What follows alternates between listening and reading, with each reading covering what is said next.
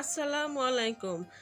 আপনাদের জন্য নিয়ে এলাম দুর্দান্ত স্বাদের নারিকেলের দুধ দিয়ে হাঁসের মাংস রান্না। প্রথমে হাঁসের মাংসটাকে কেটে ধুয়ে ভালো করে পরিষ্কার করে নিয়েছি। তারপর কিছু শুকনো উপকরণ তেলে নেব। তার মধ্যে দুটো তেজপাতা, শুকনো মরিচ, লবঙ্গ, দারচিনি, এলাচ, গোলমরিচ, মৌরি, জিরে, ধনে দিয়ে ভালো করে টেলে ব্লেন্ডার মেশিনে গুঁড়ো করে নেব।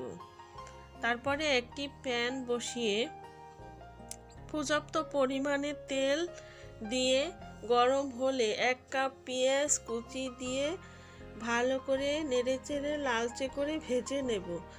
পেঁয়াজ লাল হয়ে গেলে 1 কাপ নারিকেল বাটা দিয়ে ভালো করে নেড়ে লালচে করে ভেজে নেব। লালচে হয়ে গেলে 1 চামচ রসুন বাটা, 1 চামচ আদা বাটা দিয়ে আদা রসুনের গন্ধ চলে যাওয়া অবধি একটু নেড়ে নেব, ভেজে নেব। ভেজে নেওয়া হয়ে গেলে তার মধ্যে 1 চামচ জিরে বাটা, 1 চামচ ধনে বাটা দিয়ে নেড়ে মিশিয়ে নেব।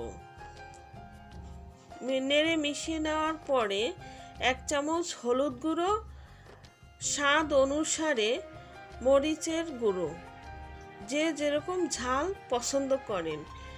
আমি এখানে 1.5 টেবিল চামচ মরিচের গুঁড়ো দিয়ে একটু নেড়ে নারিকেলের দুধ দিয়ে ভালো করে মিশিয়ে কষিয়ে নেব। কষিয়ে নেওয়া হয়ে গেলে এভাবে তেল যখন ভেসে উঠবে তখন বুঝবেন কষিয়ে নেওয়া হয়ে গেছে। তারপরে হাঁসের মাংসগুলোকে দিয়ে ভালো করে মিশিয়ে নেব। মশলার সাথে মাংসগুলোকে মিশিয়ে নেওয়া হয়ে গেলে ভালো করে মিশিয়ে নেওয়া হয়ে গেলে সেই গুঁড়ো করে রাখা মশলা থেকে 2 চামচ ভাজা মশলা দিয়ে মিশিয়ে নেব। মিশিয়ে নিয়ে স্বাদ মতো লবণ দিয়ে আবারও ভালো করে মিশিয়ে নেব। মিশিয়ে নেওয়ার পরে ঢাকনা দিয়ে ঢেকে দেব। 10 মিনিট পরে ঢাকনা তুলে আবারও ভালো করে নেড়ে চেড়ে দিব।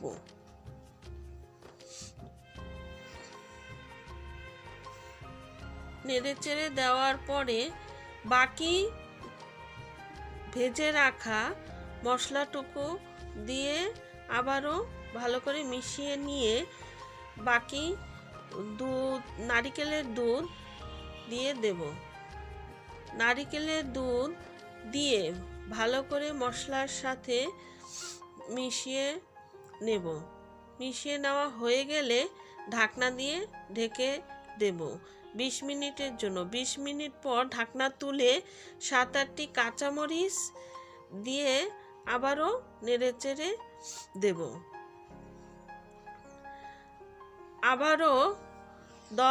আবারও 15 মিনিটের জন্য ঢাকনা দিয়ে দেব। 15 মিনিট পরে ঢাকনা তুলে ভালো করে নেড়ে চেড়ে দেখব হয়েছে কিনা, আমি কি পরিমাণ ঝোল রাখবো। যে যেরকম পছন্দ করেন আরও কমিয়েও নিতে পারেন, আরও বাড়িয়েও রাখতে পারেন। আমার এভাবে পছন্দ, আমি এভাবে রেখেছি। এখন আমি আপনাদেরকে একটু পরিবেশন করে দেখাচ্ছি।